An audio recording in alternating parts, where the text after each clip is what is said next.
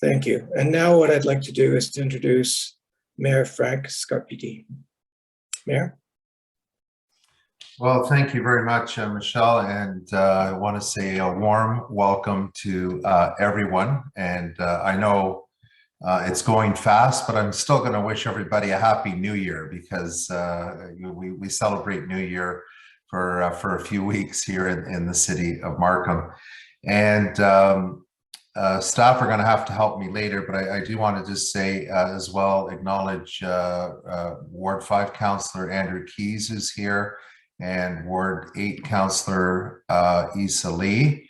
And unfortunately, because of my screen, I can't see everyone. So at some point, perhaps staff can provide a broader list, but that's who I see. And certainly welcome to each and every one of our community members that are here tonight. And I just saw Councillor Colucci pop up on my screen as well. So welcome to you as well.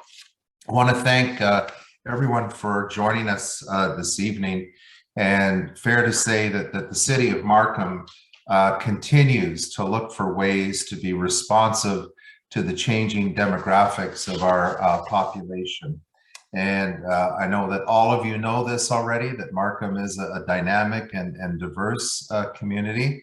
We're growing, we're changing, we're aging. And so it's important that we continue to respond to all those needs within the city of Markham. And I can tell you that our council and our staff absolutely are committed to developing strategic initiatives. But I think almost as important as being strategic, I know they're absolutely committed to delivering the policies and the programs and the services that residents of all ages are in our community. And we want to make sure that everyone has that first and foremost to be safe within our community, but also the ability to be active, to be healthy, and to be engaged with each other in our community. Now, before I get to what we're here to talk about, I just want to remind, and I know I see a number of faces in the room that will know this already, but I want to remind everyone that this actually, the work that we're going to talk about tonight actually builds on a major initiative that the city had back in 2019 when we developed and adopted the older adult strategy for the city of Markham. And we were very fortunate at the time to receive a grant from the province of Ontario to undertake a review of certain aspects within our community.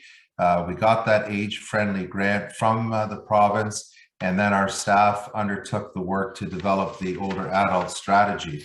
And there were 6 specific elements that were incorporated in that strategy. Social participation was one of the elements. Respect and social inclusion, another. Civic participation and employment. Communication and information. Community support services, and outdoor spaces and buildings. And I won't touch on all of the recommendations that were contained within that plan. It's certainly available through the city of Markham, and fair to say that we continue to deliver those key elements and the objectives set out within the plan. But this is really, in many respects, moving forward and dealing with other elements that are very important to the individual homes, to the neighborhoods, and the design elements of that living environment that I know becomes even more important as people age. So recently, an age-friendly workshop was held in November of last year at a special dedicated development services committee, which brought together a number of stakeholders in the community, our own City of Markham Seniors Advisory Committee, community-based age-friendly Markham Committee, and along with our staff at the City of Markham, regional staff, and of course our consultants, all coming together to look at ways in which we can make Markham more age-friendly and allow seniors to live in their homes longer and continue to enjoy all that the community has to offer, and while still supplying various living options.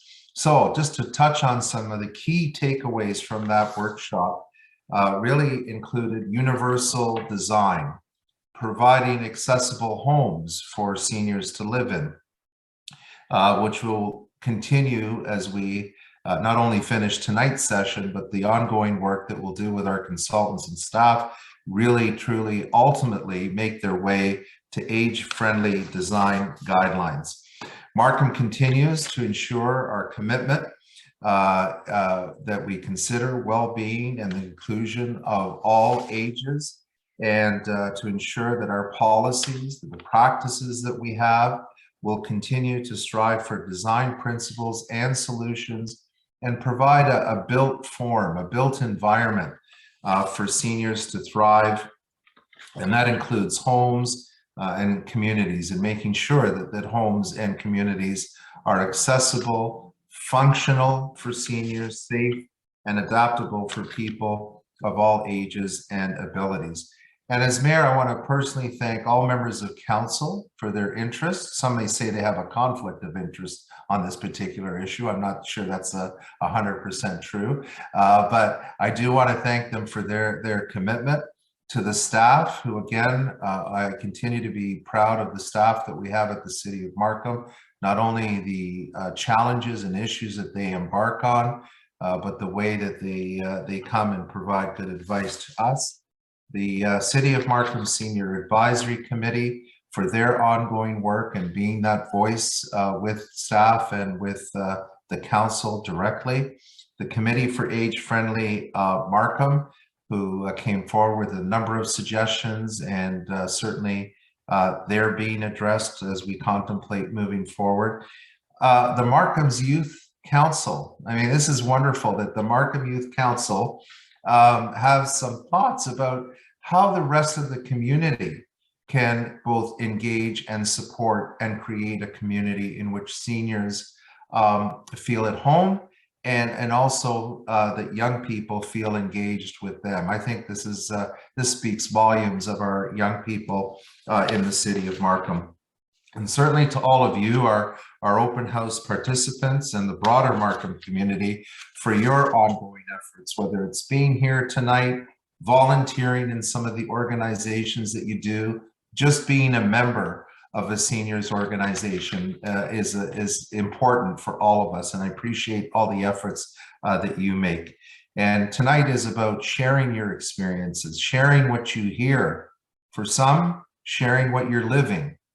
Because sometimes it's that old adage about walking in someone else's shoes that we truly understand and become aware of the issues that they face. And certainly all of this is towards creating an age-friendly community. So by participating in this open house, we are going to be looking to you to make Markham more age-friendly by examining design ideas and the needs that you identify that seniors have within our community. And again, hearing from that broad spectrum of children to young adults to seniors is important. And again, this is a reflection of the city's commitment to listen and to make sure that we're listening to the right people as we improve participation and create a more age-friendly community. And with that, I now want to introduce Parvati Namthruputhri, Manager of Urban Design, who will help us lead us through this very important initiative and to provide some overall background on the study and this important topic and how we move forward towards these design guidelines. So I'll pass it over to Parvati. Thank you. Thank you, Mr. Mayor, for your inspiring remarks. Good evening, everyone. As the mayor mentioned earlier, the City of Markham intends to be a leader in developing accessible environments for all by embracing the principles of universal design to create an age-friendly city.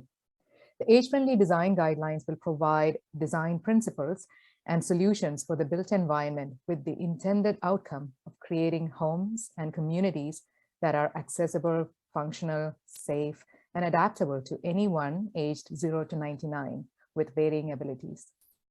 These guidelines will provide design direction for new and redeveloping communities, focusing on 3 scales, and we'll be speaking to that in a bit more detail later on in today's open house.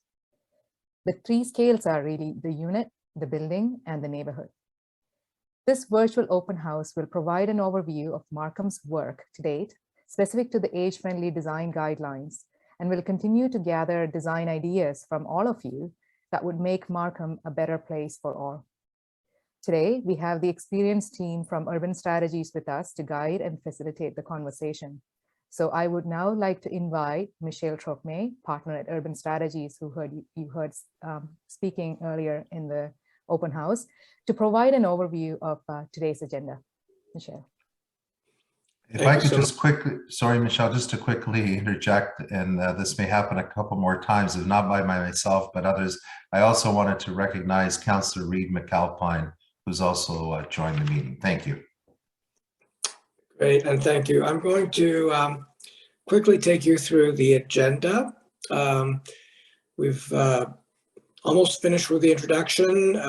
We're going to talk a little bit about what age-friendly design actually means. We're going to discuss why we need age-friendly design guidelines and what will age-friendly design guidelines focus on. We're going to give you a brief summary on the work that we've done to date, and of course, let you know how to continue to remain involved in this study as we move forward. We'll have a discussion, and then we'll go to next steps. I'm going to pass it over to my colleague, Michelle Rowland, who is a planner at Urban Strategies, who will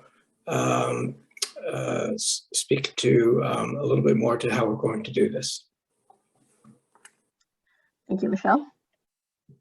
So for tonight's open house, we have some guidelines that we'd just like to go over. We ask that people please stay on mute, as there will be an opportunity to speak in the breakout rooms. We get to the best answers by hearing different points of view, so please be respectful of other people and their comments, even if your opinions differ. We want people to know that this is a safe space, and we won't tolerate any abusive language in discussions or the chat. So, I'm Michelle. I'm a planner at Urban Strategies, and we are a urban planning and design firm based in Toronto, Ontario. And on my team includes Michelle Trocmé, who you've heard, Emery Davidge, who we will hear soon, as well as Stephen Brophy. We're working with LGA Architectural Partners, who are also here tonight, as well as Kerr Smith Design. The City of Markham project team includes Pavarthi, Ranji, Abby, and Marty. And we've also been working with other City of Markham departments, such as Transportation Services, Parks and Operations, and Planning Policy and Building Review. So what is age-friendly design? Age-friendly design is the design of the built environment that responds to the needs of all residents, from young children and families to older adults and seniors. One of the terms you'll be hearing a lot tonight is aging in place. Aging in place refers to the ability to live in the same home and/or community safely, independently, and comfortably as you age. And this includes having the health and social supports and services that you need to make this happen. For some examples of age-friendly design in Markham, firstly, second units, so things like basement units or laneway houses, as you can see in the image on the left of a laneway house in the Cornell neighborhood. These provide housing options for multi-generational living. In the middle, we want to emphasize a comfortable and safe pedestrian-oriented public realm, townhouse units that open onto wide sidewalks separated from the street by trees. And third, we want to provide parks with intergenerational amenities, such as splash pads for children and adult fitness equipment. Universal design is also a really important part of age-friendly design. So the two examples here are both examples of universal design, and this is the design of buildings, products, or environments to make them accessible to all people, regardless of age, disability, or other factors. Universal design ensures that places, and spaces are good for everyone from 0 to 99. Wayfinding and the use of infographics instead of text makes it easier to understand, as well as tactile paving can provide warning for nearby streets. Providing these, getting rid of barriers for someone with a disability provides the same opportunities and access to a person with a stroller or mobility device.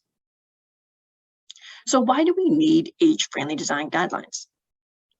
Markham is a growing and changing city. We know that Markham has been experiencing significant growth, bringing with it new forms of development and new ways of living, particularly for families and those wishing to age in place, providing a greater emphasis on vertical communities and smaller space living. Markham is also the most diverse community in Canada. We know that culturally supportive housing and appropriate forms of housing are important, particularly in terms of age friendliness, both for young families and older adults, and this includes multi-generational housing.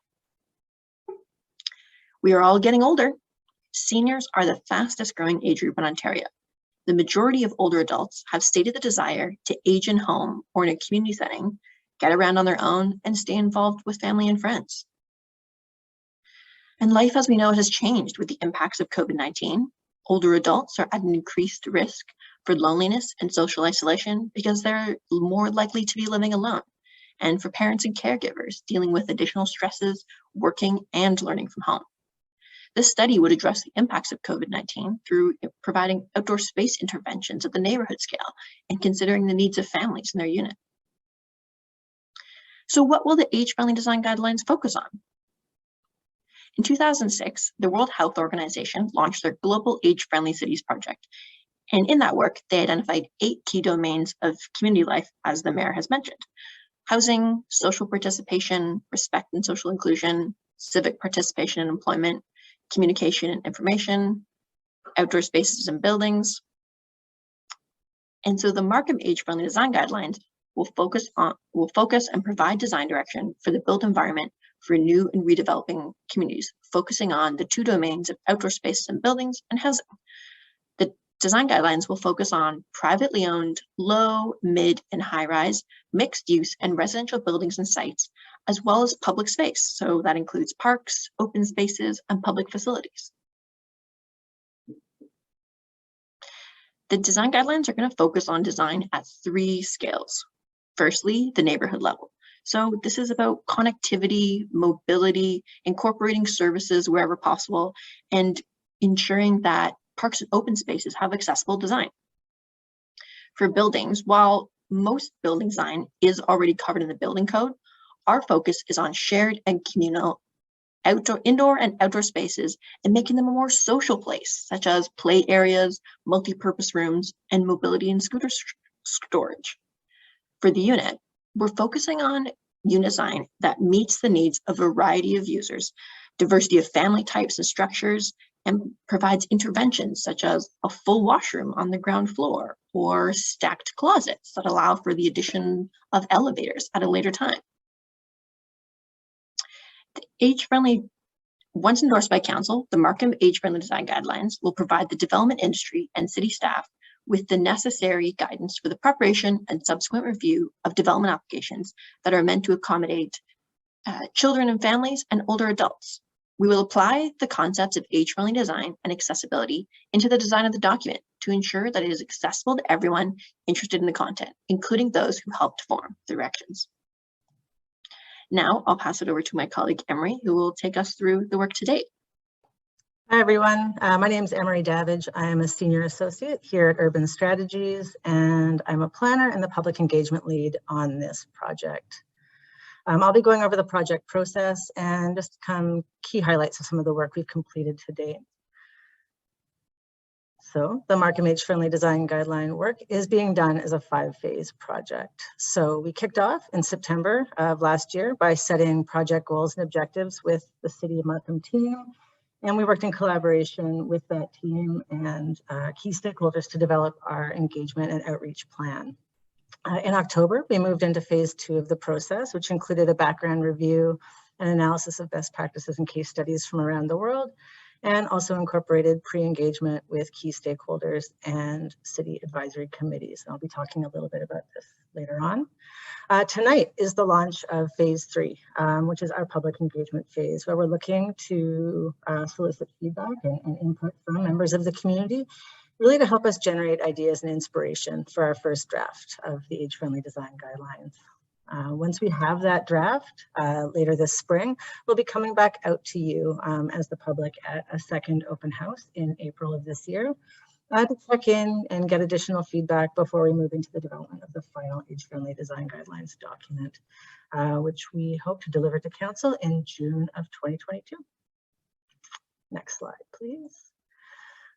So one of the first key pieces of work that our team took on was this background and policy review. And so our team reviewed relevant and related policy from all levels of government, so from the federal, provincial, regional, and municipal levels.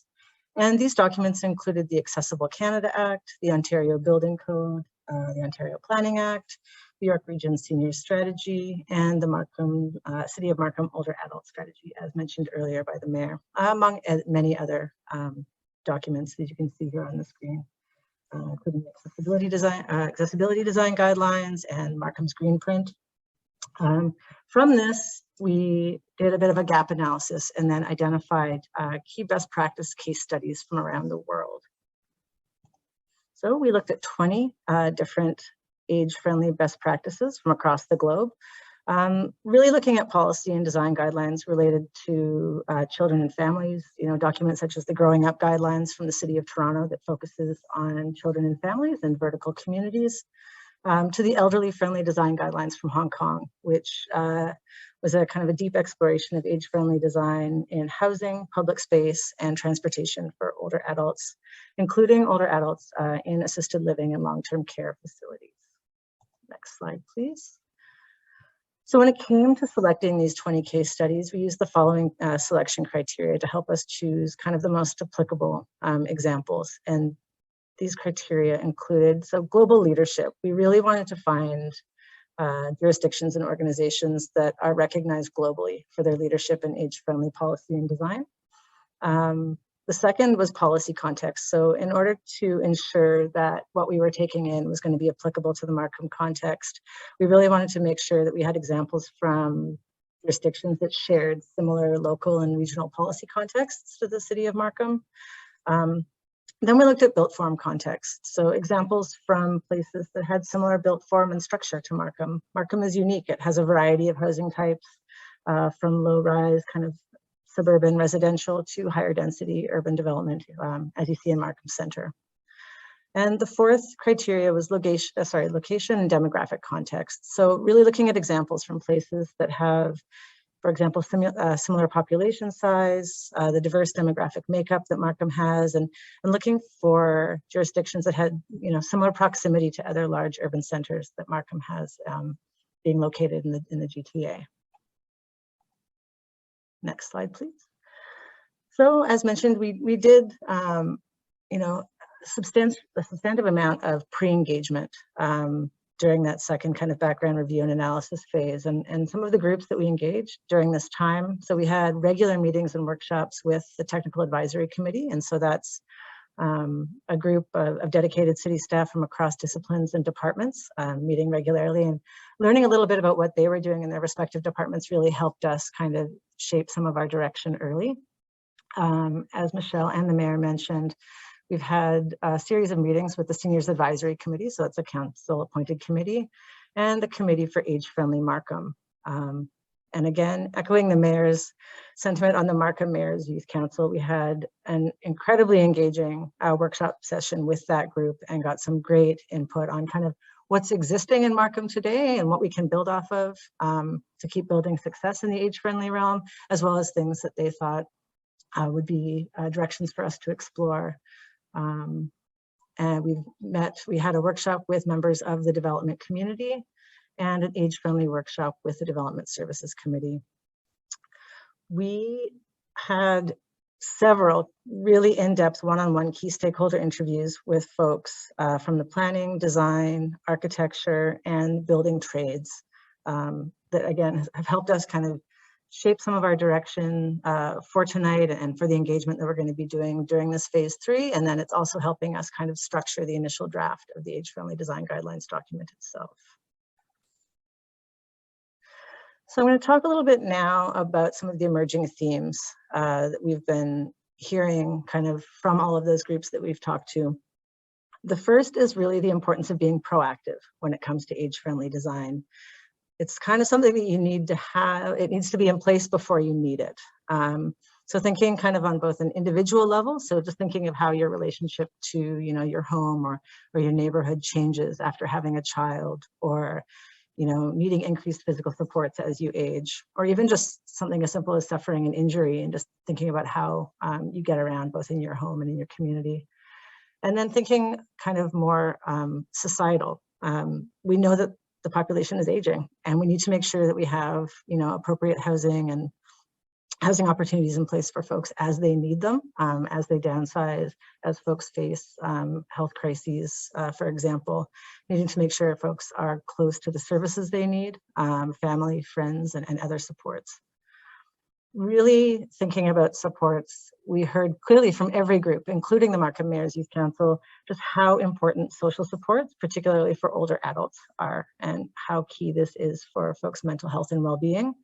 And this, you know, this includes encouraging intergenerational opportunities for connection. So that's at both the residential realm and through public space design. Next slide. So again, thinking about public space, we've heard that the public space design really needs to consider year-round accessibility and comfort. So outside, it is -14. We know that through climate change, summers are getting hotter. So just really what public space, how design of public space needs to respond to some of these challenges. So that includes weather protection, year-round washroom facilities, covered seating options. We also heard very clearly that busy traffic and poor street design are a concern for all users, and needing to focus on creating safe, pedestrian-oriented public realm, particularly in places where young people, so around schools, and older adults, so around facilities or shops and services that are frequented by older adults, focusing on those spaces in particular. Next slide, please. And another thing we heard is really needing to effectively engage members of the development community, including builders and tradespeople, in the delivery of age-friendly design interventions. So this is kind of from both a market and new construction perspective, as well as from a renovation and retrofit of existing development. This could be done through incentives, policy changes, and really education and outreach, we've heard is key. And then lastly, developing guidelines that are realistic, implementable, and fall within the jurisdiction of the city. There's, you know, it's really important that we are realistic and we are pragmatic in what we put forward. And we really want to focus on a few key actions that can be implemented in the near term right off the top, as well as, you know, more medium and longer term focuses. All right, next slide, please. So just coming up on 6:30, and we're going to be breaking out into a series of, or into just a breakout room discussion. And so next slide, please. Just a little Zoom mechanics. I feel, you know, most people have probably done this at least once, but if not, that's okay. You don't have to do anything. Once I'm done kind of explaining what we're going to be talking about, you'll see a pop-up on your screen. The host is inviting you to join a breakout room. Just click join. And then you'll see that little screen that says you're joining a breakout room. It might feel like you've disappeared into the ether, but you will end up where you're supposed to go. And we're going to break out into smaller groups so we can actually have a discussion and hear from you, some of your thoughts and ideas around age-friendly design in the city. So next slide. So we have two main questions for you tonight to think about, and just give them to you right now as you have a chance to kind of get the wheels turning. So the first question is, what is something that you would change about your home to make it more age-friendly? And then, so thinking about the neighborhood, building, and unit realms that you've heard a few times tonight. So just thinking both at kind of your unit, so, you know, things like, you know, a grab bar in the shower or a low barrier access to getting into a shower. or a building. So thinking about amenity or shared spaces if you live in a medium or high-rise, mid or high-rise residential building. And then what is something that you would change about your neighborhood to make it more age-friendly? So again, think about, you know, how you get around, how you connect with friends and interact with public space, parks, community facilities. And it's also okay to think about, you know, things that you already have. And we'd also like to hear those ideas. If there are interventions that you've done in your home or in your building, or things that you've seen out in the community that make a lot of sense to you or that have made your life easier on a day-to-day basis, those are things that we really want to hear as well. So we'll come back from, we're going to have about 20 minutes, I believe, to have this conversation in these smaller breakout rooms. Then we're going to come back together as a group, and the facilitators from each group are going to give a very brief report back on what they've heard in these sessions, in these little discussion groups. Don't worry if your idea doesn't make that report back. Everything that we are going to be capturing, you'll see it being captured live on the screen as we're out in these groups. Everything will be synthesized and shared in a report back to everybody who signed up through the Eventbrite. You'll get a copy as well. It will be posted on the Your Voice Markham website, which is yourvoicemarkham.ca. And there's a Markham Age-Friendly Design Guidelines link. You can click there for all of the information around this project and other opportunities to engage as we move through phase 3. So I think at this time, we're going to move into the breakout rooms. There we go. And a lot of really good. Oh, okay, I'm just going to rewind a little bit. Okay, now that for the recording, for the folks who aren't with us in person right now, we're going to be watching this a bit later. We're just going to do a quick report back on what we heard, asking all facilitators just to give 1 or 2 minutes of kind of high-level key themes, big ideas that you heard, and then we will talk a little bit about next steps. So I'm going to start as facilitator for group 1. We had a really great group, had some really good conversations with folks who are living this every day. So folks who've done retrofits of their home, including, you know, making sure doorways are wide enough and having the right radius for turning ability for wheelchairs in washrooms, for example. But the key thing around that retrofit or any kind of consideration of age-friendly design at the unit scale is really just thinking about every point in the journey from arrival to the unit. So how you get there, whether you drive in or you're walking or have a mobility device, you know, what that threshold looks like. You know, you might not have stairs, but you still have that little lip to get in the front door, for example. And then, you know, making sure that the things you need are on the ground floor. And then in your bathroom, for example, roll-in showers, grab bars, and the like. In terms of the building, we heard really, you know, stairs are okay, but they have to be, you know, you can't have a huge flight of circular stairs is one of the examples, but just making sure that folks have, you know, perhaps landings to rest, for example. But also the location is key. So walkability factor for seniors and older adults is huge. Good walkability enhances the quality of life. And then again, in that public realm and neighborhood context, just, you know, really thinking about shared space, sidewalks, multi-purpose trails as folks are out and being active, just figuring out ways to minimize conflicts between users. So if you have young children, you have people on bicycles, you have people on mobility devices or older folks with walkers, for example, and just making sure that you minimize those conflicts. And really just that educational piece came up and really trying to figure out ways to get folks proactively thinking about some of, you know, the changes that they might need to consider as they age or move through different stages of life. And then trying to find how do you find out about age-friendly design? And if you do want to do those retrofits or changes to your home, where do you go to look for those? So those are all things that we're going to take forward. So I'm going to ask the facilitator for room 2. That's me. Thanks, Emery. I think from one of the important things I think that we heard in our room, which kind of touched on 2 different topics, is, you know, are there potential changes to the zoning bylaw that could make communities more age-friendly? So one of that was looking at, you know, can we change the zoning to encourage more second units to be built, or to increase the number of units on a single lot that are permitted in specific types of neighborhoods.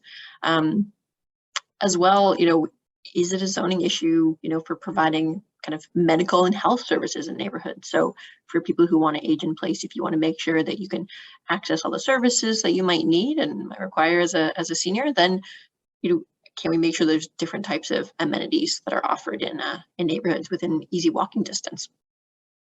And then connects to one of the other concerns that we heard about, busy traffic on roads in Markham, on Kennedy, McCowan. It's creating really unsafe pedestrian connections. And so one of the participants in our group cited the Vision Zero idea, which is creating an objective. An important objective there is, revising speed limits, to increase safety. So getting speed limits down to 30 kilometers an hour, increasing opportunities and creating welcoming environments for active transportation.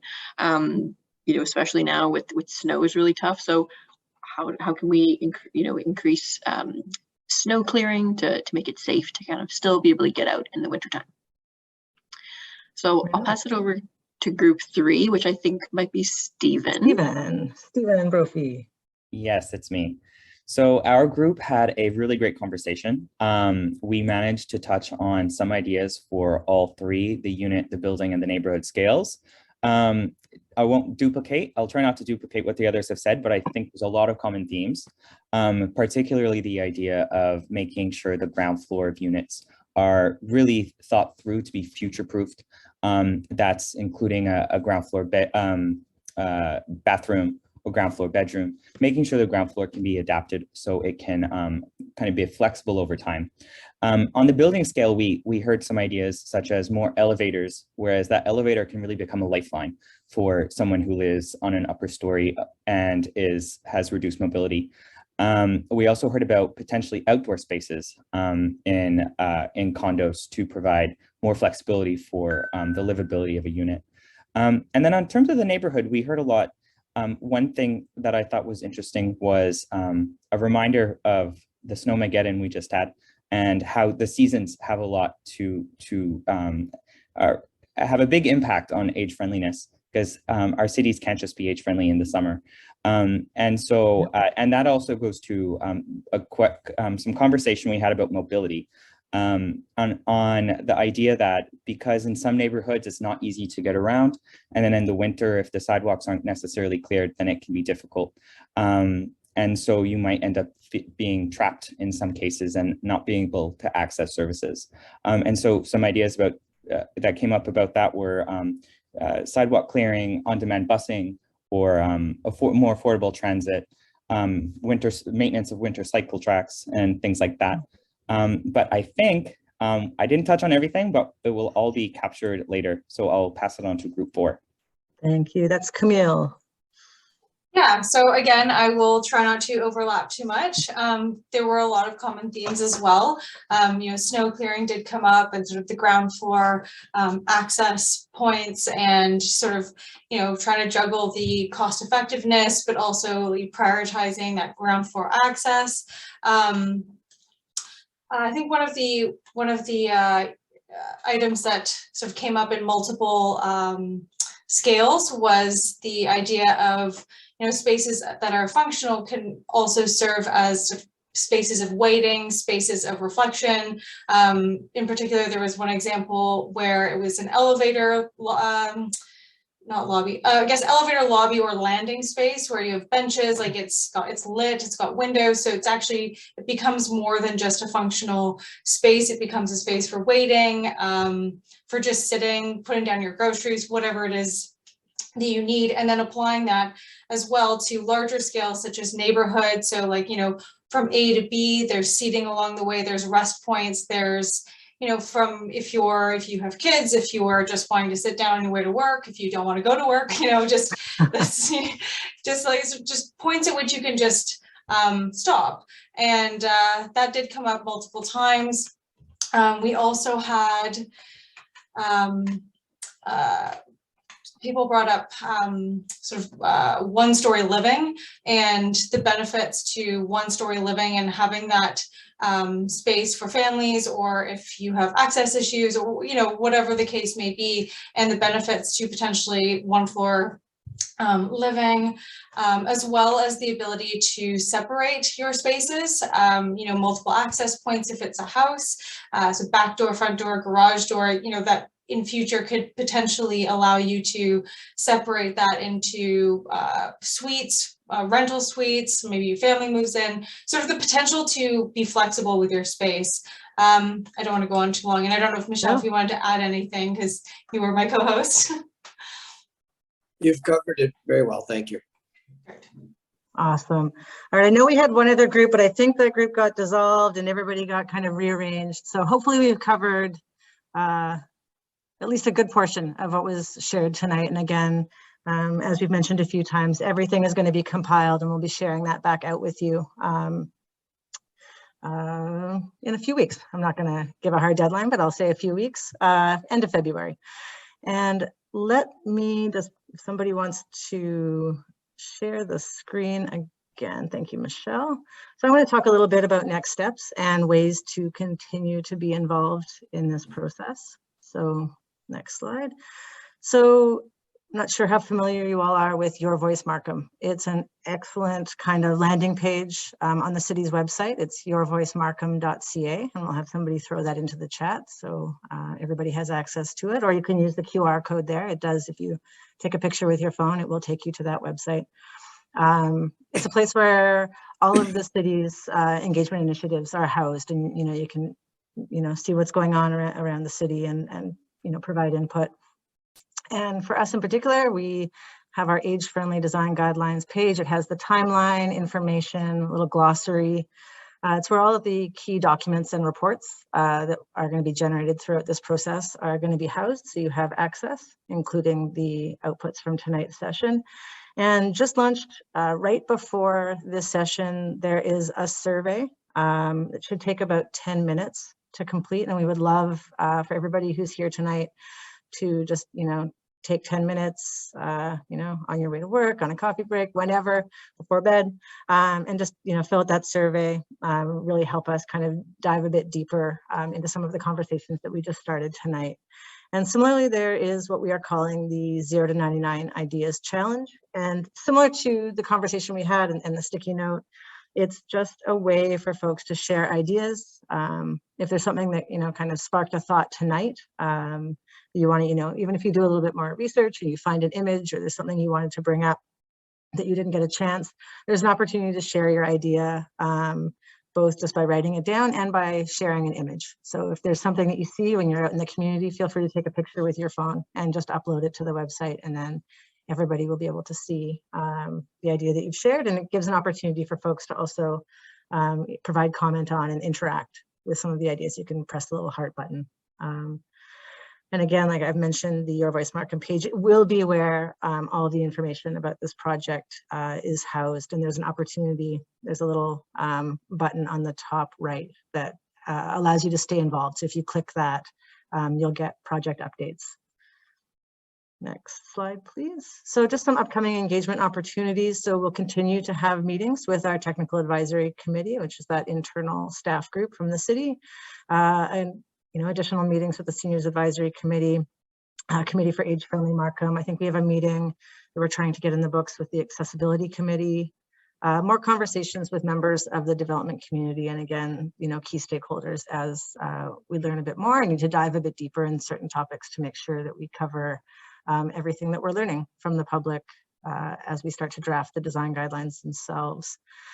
As mentioned earlier, when I talked a bit about the process, we will take all of this input plus all the technical analysis and kind of policy research and best practices that I spoke about earlier, and we'll make a draft of the design guidelines that we will bring back out to you in April of this year. And it'll provide another opportunity to kind of take a look and see how we've sorted things out and some of our key directions, and allow you to provide input at that stage before we finalize anything and bring it to the Development Services Committee and Council. And I think now I'm going to hand it over to Arvin, the commissioner, to just close us out. Great, thank you very much. So that was fun. I had a lot of fun. I think I hope everybody else did. I'd like to take this opportunity to thank members of council, staff, our consultant team at Urban Strategies, the Seniors Advisory Committee, the Committee for an Age-Friendly Markham. Boy, there's a lot here, a lot of input. Markham Mayor's Youth Council, and of course, members of the public and all participants for partaking in today's open house. In our group breakout session, we had some incredible discussions. From the summaries that we just heard, I think that was pretty much evident in all of the groups. It's important to reiterate that Markham has always been committed to building age-friendly communities that responds to the needs of all residents, from young children and families to older adults. We've had great success in working with Markham's land developers, for example, to provide age-friendly features in new homes. The preparation of this age-friendly guideline document will also improve accessibility for new and developing communities. Once endorsed by council, the guidelines will also provide the development industry and city staff with necessary guidance for the preparation and subsequent review of development applications that are meant to accommodate children, families, and older adults. We need to continue our commitment to ensuring the inclusion of all ages in the city of Markham. This can be best achieved by working collectively with our community partners. So today's open house provided a very important platform for us to exchange information, design some ideas, and just share experiences of working together to build an inclusive and resilient age-friendly Markham community. So we had a lot of interesting points. One of them that we heard was that various age-friendly design ideas and interventions must be done at the neighborhood level, at the building level, and right down to the threshold on a door at the unit level. And also we heard the need to strive for universal design and for greater accessibility, and to integrate flexible and multi-purpose spaces through design to accommodate people with varying needs. We heard the need to integrate active transportation and maintaining all seasonal access, including winter season. So I'm glad we did this just after the storm, because it was on top of all of our minds, I think. Right. And we acknowledge that there were concerns that the age-friendly guidelines would not be mandatory. The city will continue to work with developers, as we always have. We have a wonderful relationship with them, to look for ways to provide incentives to encourage the developments to be age-friendly through design measures, addressing the needs of children, families, and older adults. So staff and our consultants will take the input from today's open house into consideration and continue our commitment to ensuring that we consider the well-being and inclusion of all ages into the preparation of the age-friendly design guidelines. Once again, I want to thank everyone for sharing, for your dedication, for your active engagement to make this open house a success tonight. I'm very happy that we did it. I'm very happy that we got to this point and the input that we received. I'd like to thank everyone and wish everyone a very good night. Thank you. Thank you so much. I got one last slide for everyone. Right on. Just want to echo Arvin's sentiments. Thanks everyone for joining us. I know kind of at this phase, we've all spent a lot of time on Zoom in the last couple of years. So yeah, like a huge thank you for coming out on your Thursday night and spending your time with us. Again, just want to reiterate, we're only as good as the input that we receive from you. And we really want to make sure that this work reflects, you know, the ideas and needs of the community. So please share your voice, Markham. Please take the survey, take part in the ideas challenge, share them with your social and community networks, friends, family, industry colleagues, anybody that you know that might be interested or have something to say. And again, it's that diversity of ideas and input that's going to be super valuable for us. So with that, I'm going to just throw one more you'll see there's an email. It's on the bottom of the screen here. It's agefriendly@markham.ca. So if you have any questions about what you heard tonight or anything related to this process, please feel free to send a message to that email and somebody will get back to you. And with that, I want to thank everybody for coming. Have a great night, everyone.